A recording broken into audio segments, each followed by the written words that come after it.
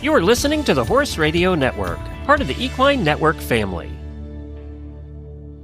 This is episode 171 of Wisdom by Wessa on the Horse Radio Network. This is Jennifer Hebert.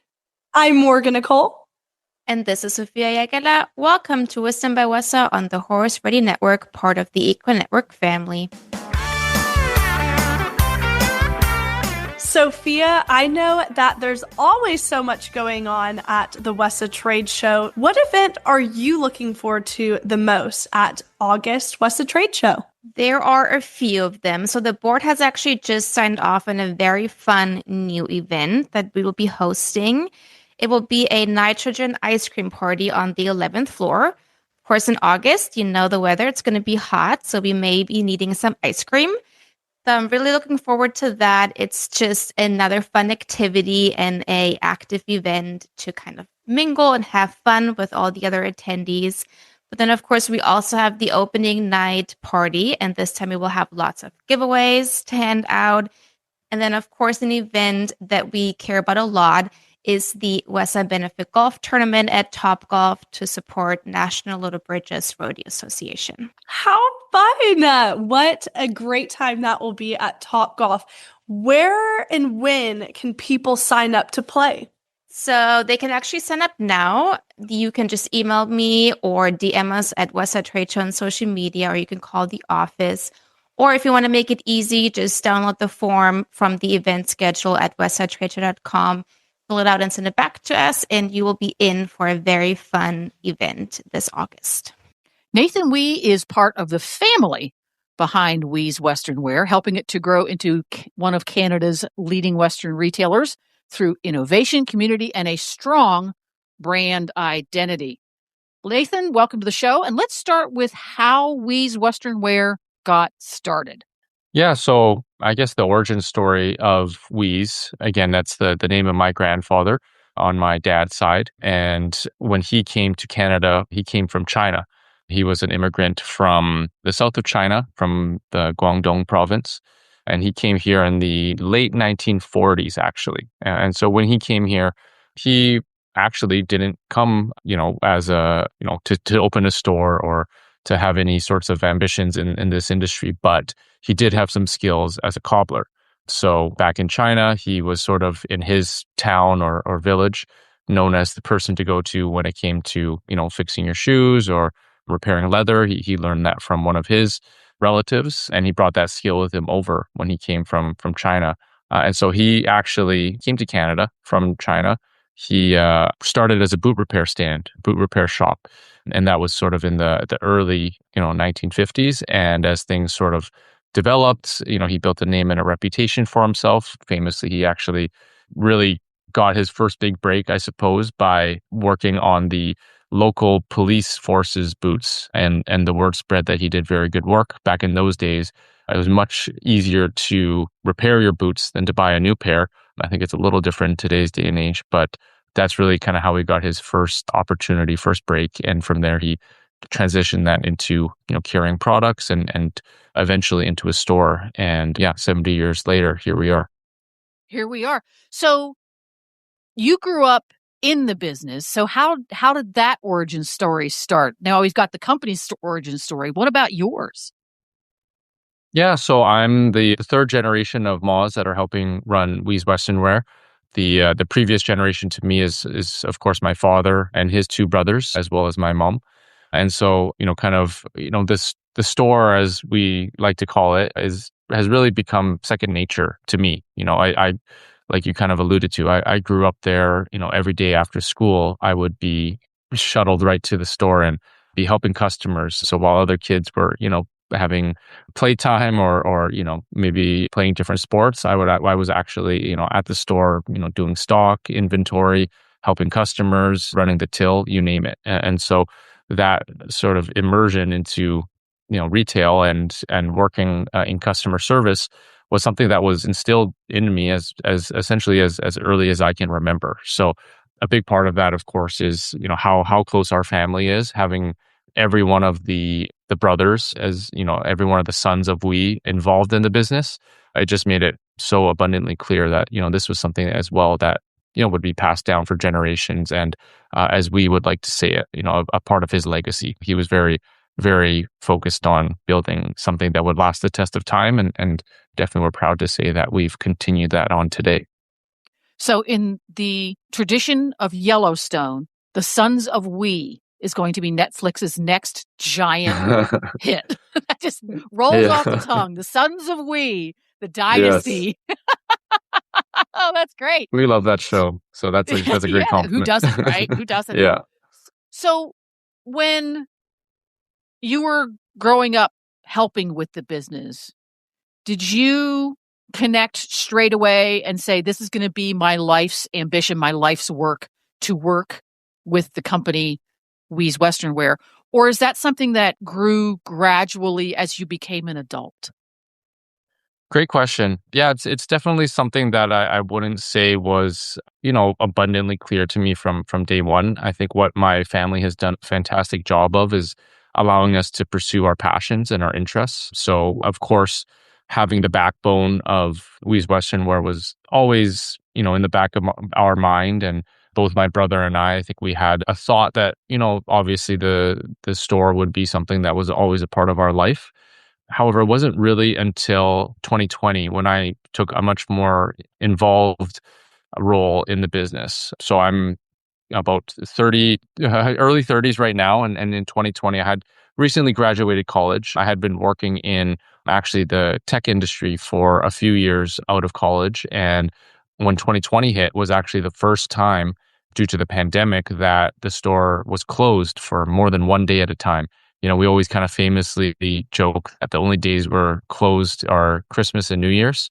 And 2020 kind of obviously put an extended time horizon to that. So my family, they were, all, for lack of a better word, a little bored. They kind of lacked a little bit of purpose without having the store open. And so at that time, we didn't have any, online e-commerce set up. And so with my kind of background in the technology industry, I actually assisted in kind of spearheading a project to get some of our top selling products online. I always kind of remember it was some area work hogs and a couple of other, work related items because we also sell workwear, and put them on a kind of simple Shopify landing page and, announced it to our social media. And lo and behold, it started to attract some of our customers, some of which we even remembered the first names of. And so really kind of fast forward a little bit, it grew brick by brick on the online business to the point where today it's exceeded our brick and mortar business individually. And it's become something that, we've shipped to, 50 countries. We've, created a full team for just the e-commerce side of things. And as I'm sure a lot of your guests and other retailers know, we're kind of adapted to, the modern age of shopping, which is very much online and through e-commerce. And so we're really proud to have said that we made that transition. And, my role is to lead that side of the business. And both my uncles and my mom, they're very involved with the brick and mortar or physical stores continuing until today. So COVID hits, and personally and professionally, the world had to make a right-hand turn or a left-hand turn, depending. Was e-commerce something that was on Wees Western Wear's radar, on your personal radar?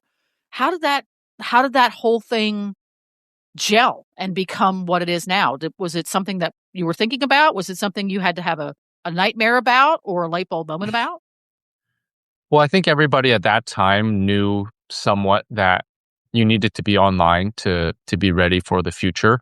I think the big challenge for Wees was not only that they didn't necessarily have the expertise, but it was such a daunting, vast task to be able to transition, a 50-year-old store or 60-year-old store at that time into the modern age. And what I mean by that is, at that time, we were quite literally still using a manual till that didn't have, any inventory in it. So this was more than just start a website and try to sell things. It was a whole process of adapting our inventory to a digital kind of format, moving things from, very much a pen and paper process where, we literally did our ordering through pen and paper and our fulfillments and our inventory counts manually to a process where, we would have it on a digital format through the internet and using an inventory software.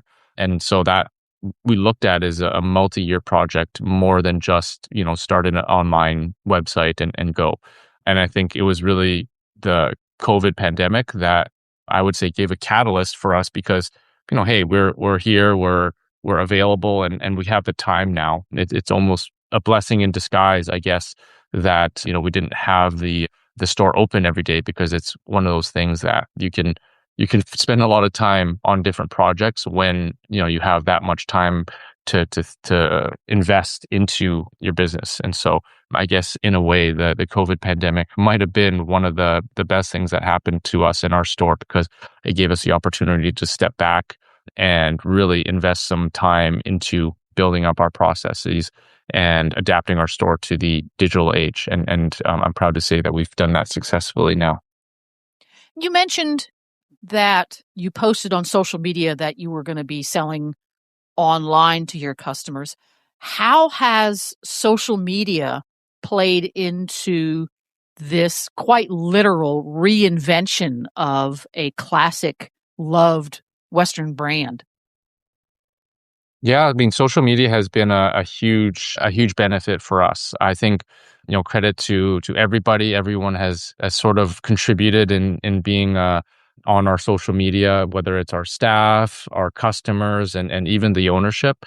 But I think one of the most, successful projects we've had on social media is we've recently started telling the story of we on our, on all of our social platforms, whether it's Facebook, Instagram, TikTok, and, kind of telling the story of an immigrant, coming to Canada with nothing saved or not a penny to his name, starting a business and, kind of continuing that into something that has turned into a successful, multi-generation enterprise and really a family business story. I think that's struck an chord amongst not only our followers, but really new followers. And we've seen a huge growth in people that have heard of our store. Actually, at the WESA show in Dallas this January, I bumped into several people that recognized me from TikTok or saw me and say, "Hey, aren't you that guy on TikTok talking about your grandpa?"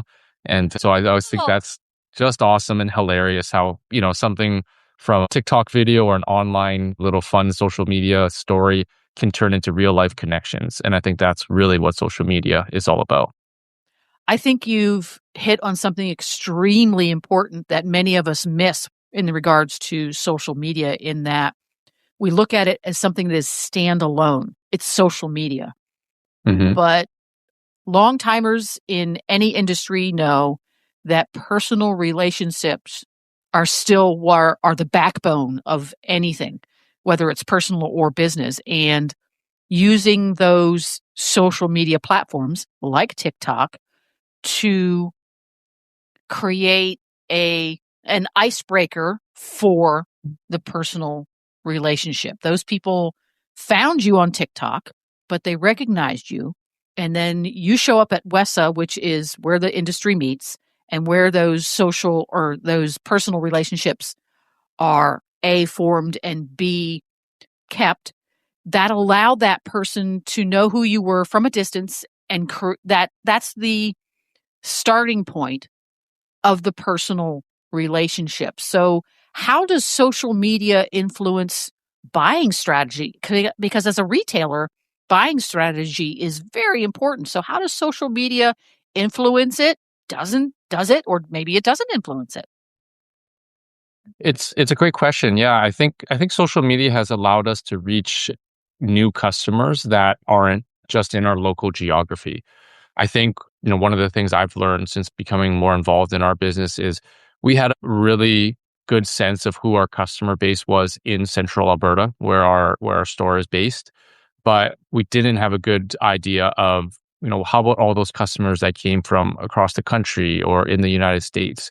And since the e-commerce and the social media have grown, we've actually started to move product that, quite honestly, didn't move to the same degree in our physical stores. Whether that be the brand name, or maybe it's hard to get visibility on the floor, but just some things that are what I would consider extremely viral products, honestly, online that move at a significant degree. I think one of the best examples I have is last year, Kimes Ranch released their dark wash in the Olivia fit, which is probably at this point a legendary jean. And I think we, in our first 48 hours, had to do a restock of that jean just from how quickly it moved on our online store through just a few simple social media posts telling our customers that we had it in stock.